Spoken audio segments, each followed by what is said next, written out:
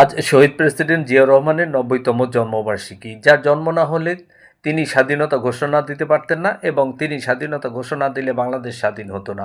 অর্থাৎ শহীদ প্রেসিডেন্ট জিয়াউর রহমানের জন্ম না হলে বাংলাদেশ স্বাধীন হতো না। আর শহীদ প্রেসিডেন্ট জিয়াউর রহমান তার হাজার হাজার অবদান আছে এই বাংলাদেশে বিএনপির মাধ্যমে। বিএনপি সৃষ্টি করে তিনি বিএনপির মাধ্যমে হাজার হাজার অবদান রেখেছেন বাংলাদেশে খাদ্য উৎপাদন দ্বিগুণ করেছেন। যেখানে একসময় তলাবিহীন ঝুড়ি ছিল বাংলাদেশটা, সেখানে তিনি খাদ্য উৎপাদন দ্বিগুণ করে এক বছর পরে তিনি বিদেশে খাদ্য রপ্তানি করছেন, অর্থাৎ চাল রপ্তানি করেছিলেন শ্রীলঙ্কা। তিনি বাংলাদেশে গার্মেন্টস শিল্প আনার কারণে বাংলাদেশে লক্ষ লক্ষ ছেলেমেয়েরা বেকারত্ব ঘুচিয়ে তারা এখন গার্মেন্টসে চাকরি করে জীবিকা নির্বাহ করে।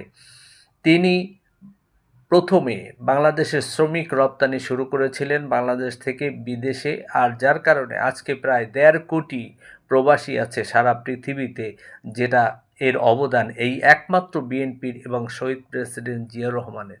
এরকম অবদান যদি বলি তাহলে এরকম হাজার হাজার অবদান আছে শহীদ প্রেসিডেন্ট জিয়াউর রহমানের, ধানের শীষের এবং বিএনপির।